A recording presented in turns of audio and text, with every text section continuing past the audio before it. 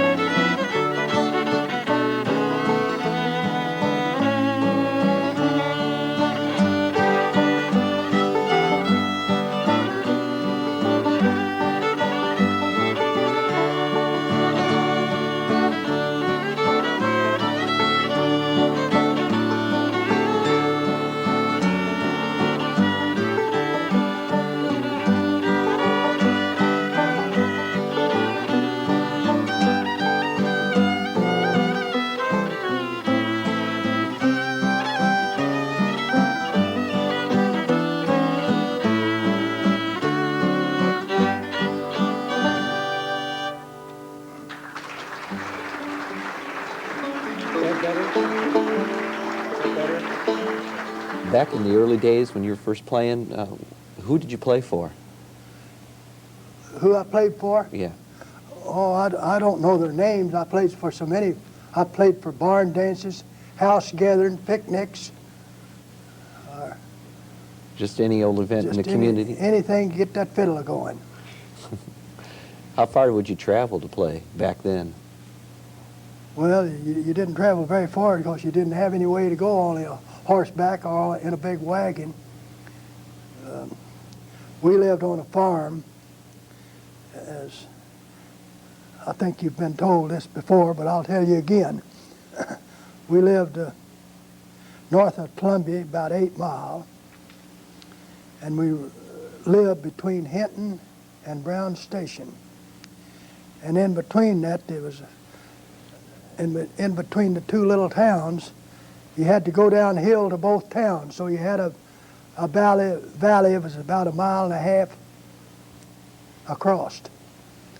And there was woods all around this valley like. And that's where the fiddling began.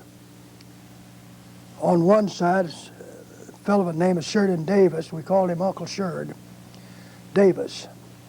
He played the violin. That's on the east side of our home, which was a log cabin. And on the east and north, well, the Marshes lived. This fellow by the name of George and Ernie and Dave and all of those guys. And there's all fiddlers. And one of them would start playing the fiddle here. Then somebody, either my dad would hear it and he'd go out and he'd start playing. Then the Marshes would hear it and they'd start, so they had a three-way telegraph there, playing music. Well, this is one that we enjoy playing with Taylor in contests. This has got a little bit of a crookedness to the tune that I think actually is part of the tune's charm, called On the Right Cheek. That's Dave, one of Dave's. I don't know what that title means.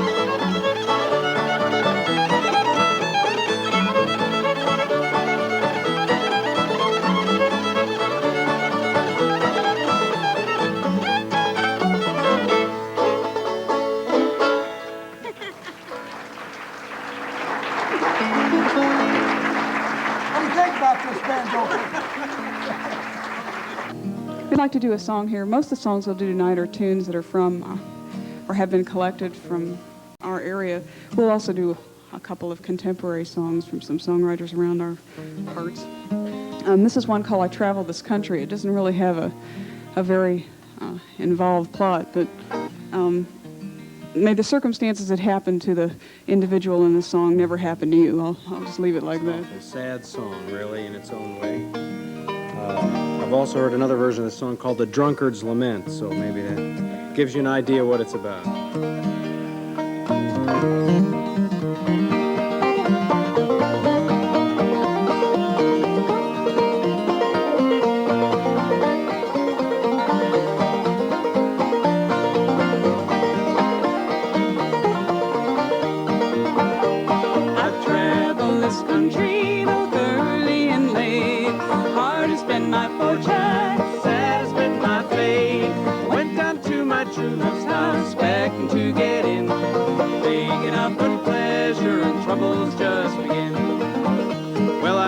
Up to her window by the light of the moon, I spied a young man there occupying my room. I laid there an hour just as patient as Joe, crying, pretty Molly, come open up the door. Well, I took to my heels just as fast as I could go. I ran till I came to that green shady grove. There I sat down with a bottle in my hand, drinking up good brandy and thinking of that man.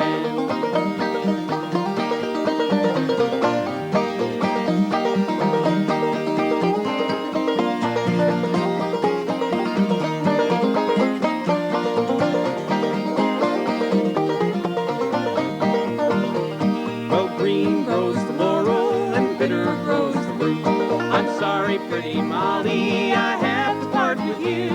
Since it is no better, well, I'm glad it was no worse. Good brandy in my bottle and money in my purse. Well, I wish I was a fisherman down by the riverside, spying pretty Molly floating down the tide. Throw my net over her and pull her to the shore. Have pretty Molly depart from no more.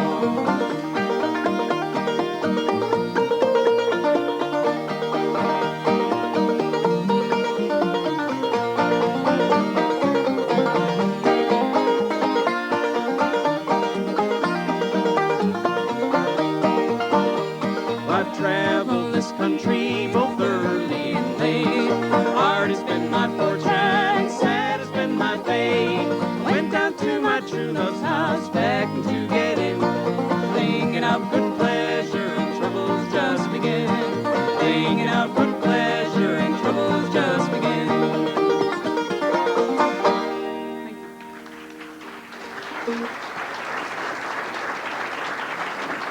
Thank you.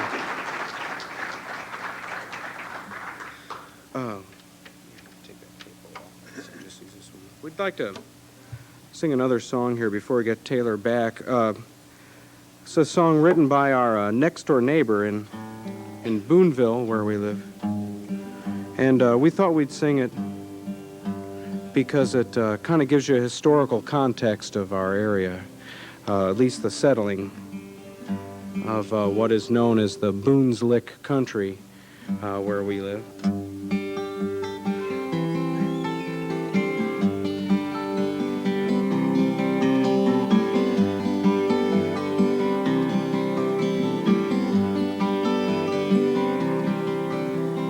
Came here from Kentucky and they came here from Virginia, they came here from Tennessee, and they settled in the bottoms on the banks of the Missouri with the Indians and animals and trees. The living wasn't easy, the food was tough and greasy, but the living was free. They were the pioneers, came here from far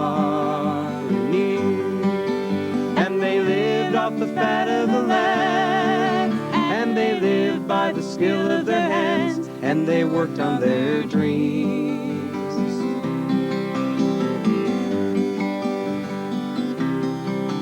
Nathan Boone and his brother came with their aging father. They hunted and they trapped the game. Was a home beside the river, wandered up and down her, gave the land a part of their fame. It was a land of salt and honey where you didn't need much money, but you had to be brave. They were the pioneers,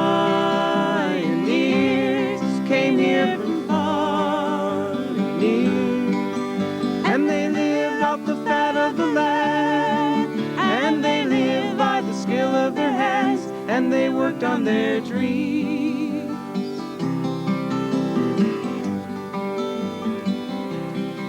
Well, then the Coles and the Coopers in the middle of the winter left their Luter Island home, and they sailed up the river to the Boonslick country, carried everything that they owned, and they found a place to settle. They made their clothes of nettles, and they made it on their own.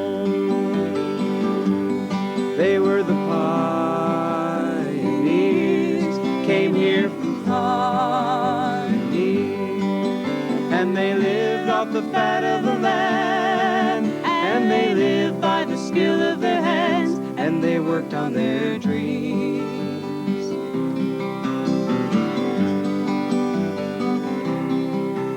Then the merchants and the traders and the New Madrid claimers saw their opportunity.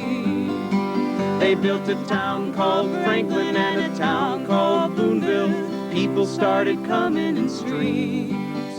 They were rich southern planters with their slaves and their manners, and Germans from the old country. They were the pioneers, came here from far and near, and they pushed out the Indian bands, and their pockets got fat off the land, and they planted their seeds.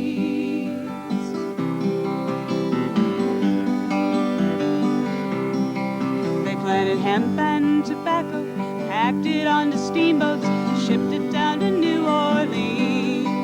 They were Santa Fe traders, land speculators, schemers of 1,000 schemes.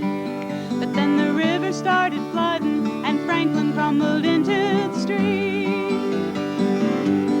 They were the pioneers, came here from far and near, but the river had a will of its own, and the loss of the town and their homes was the price that they paid.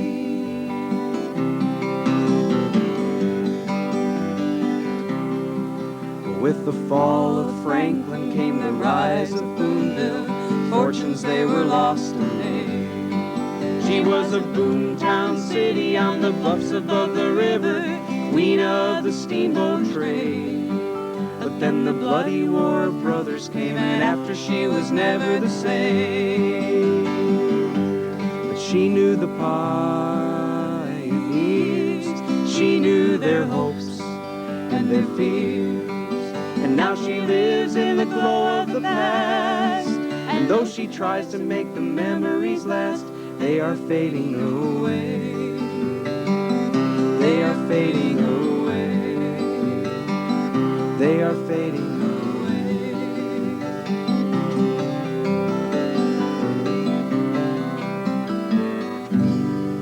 Thank you.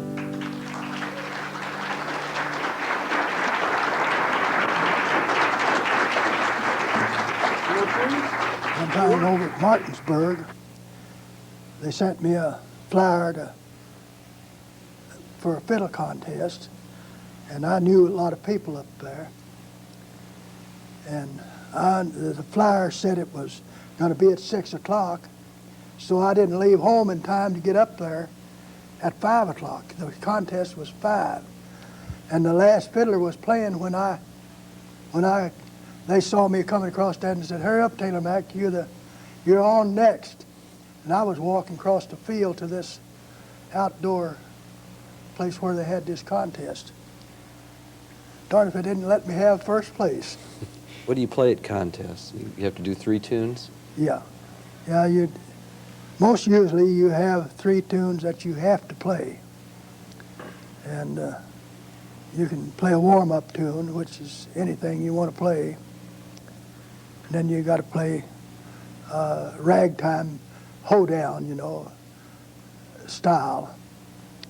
And around Boone County, it better be country fiddling too, or else you're not going to score very well.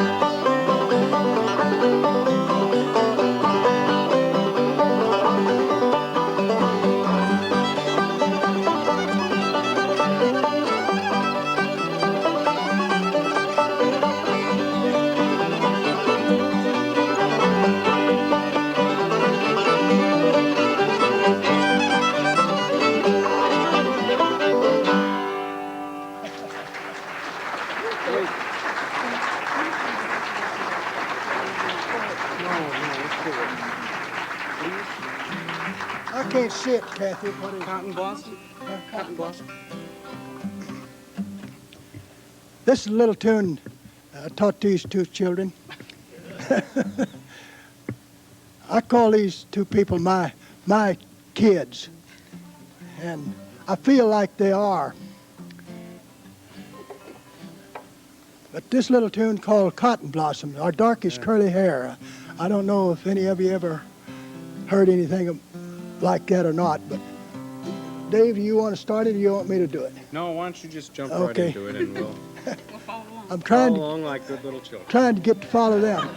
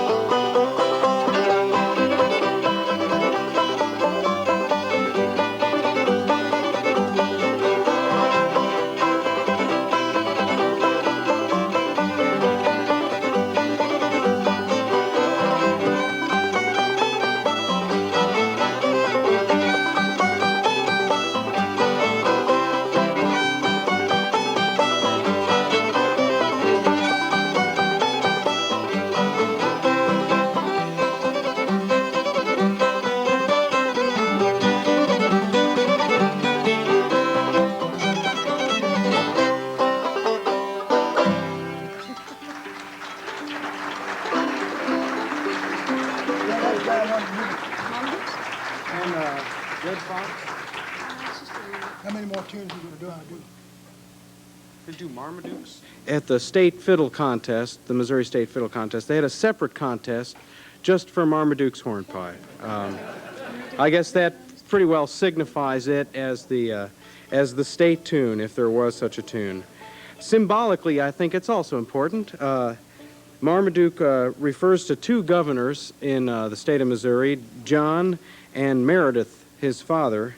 John Marmaduke was a Confederate general. Meredith was a Union sympathizer. I always thought family gatherings must have been a real treat at the Marmaduke House in the Boonslick country, and it is named after them. The tune itself is found in variants all over this country, at least, but every good Missourian knows this as Marmaduke's.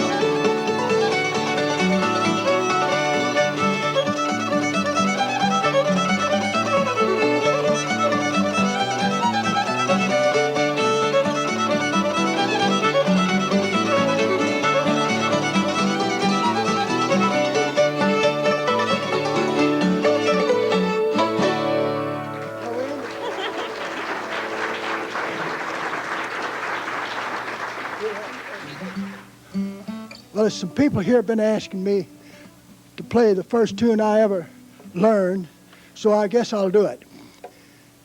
And it's probably the oldest tune floating around among the fiddlers. You hear it played everywhere, just about anywhere you see a fiddler, you hear it played. In fact, down at Branson, Missouri, at Silver Dollar City, you go down there, and just as you go in, buy your ticket and go in through the gate, there'll be an elderly man sitting there on a wall of some sort, and he'll be playing this tune. And it's called Everything It Can Man. I know of two names, and Dave knows of two or three names. So I learned it as Getting Upstairs a Monkey and Hog's Head. That's the two names that I have. Dave has a couple of them. Dave, tell them. Well, I'd never heard Hog's Head before. You hadn't? But I guess we also know it as Seneca Square Dance and Waiting for the Federals. Now, Also, it's a tune to a camp meeting religious song, I think, called With a Rainbow Around His Shoulder, I think. But if you people want to rename it, you're perfectly welcome.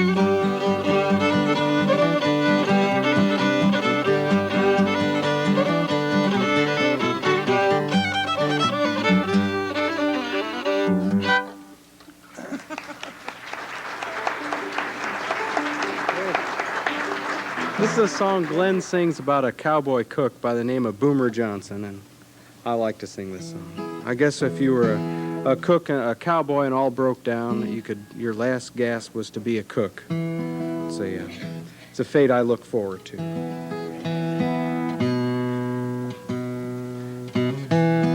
Well, Mr. Boomer Johnson was a getting old in spots. But you can't expect a bad man to go chasing pans and pots. Boomer done a share of killing, but his draw was getting slow. So he quits a punchin' cattle and he goes to punchin' dough.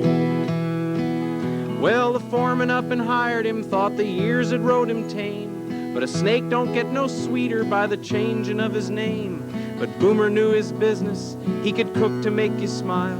He rustled up his fodder in a most peculiar style. Boomer never used no matches, left 'em laying on the shelf. Just some kerosene and cussin', and the kindlin' lit itself. But listen to me, partner, it'd give your heart a jolt to see him stir for holdies with the muzzle of his Colt. Boomer built his donuts solid, and it sure would curl your hair to see him perforate 'em when he tossed 'em in the air. He could drill a hole plumb center every time his pistol spoke, till the can was full of donuts and the shack was full of smoke. Now killing folks and cooking ain't so very far apart. I reckon that's why Boomer kept a practicing his art. With the front edge of his pistol he could cut a pilot slick, and he'd roll it with the barrel just to make the edges stick.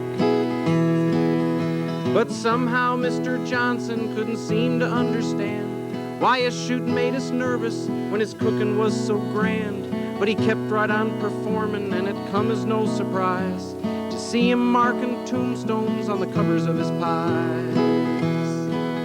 Well, they didn't taste no better, and they didn't taste no worse, but sitting at his table was like riding in a hearse. You didn't do no talking, and you took just what you got. You ate till you was founder just to keep from getting shot. Well, at breakfast one fine morning I was feeling mighty low. Old Boomer passed the donuts and I says, well, thank you, no. All I take this trip is coffee, 'cause my stomach is a wreck. I could see the urge for killing swell the veins around his neck. Scoring his grub, he strung some donuts on the barrel of his gun. He shoves them in my belly and he says, you're taking one. He was set to start a graveyard, but for once he was mistook. Not wanting any donuts, I just up and swats the cook. Well, did they fire him? Well, now listen, there was nothing left to fire. Just a row of smiling faces and another cook to hire. If he's working in some other world and cooking is what I mean, it's where they ain't got matches and they don't use kerosene. Thank you. Cathy, just time for one more. It's just a tune. What is old-time fiddling? What is old-time fiddling? Well, I suppose it don't have anything to do with fiddling. Old-time fiddling don't have anything to do with fiddling. It's merely a slang for you play old tunes, see, and without a lot of dress-up stuff, you know. If you're a violinist, you can't play an old-time tune.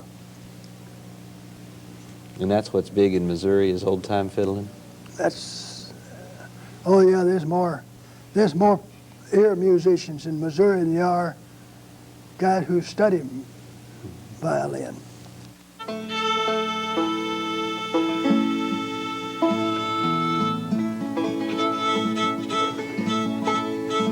Ain't that pretty?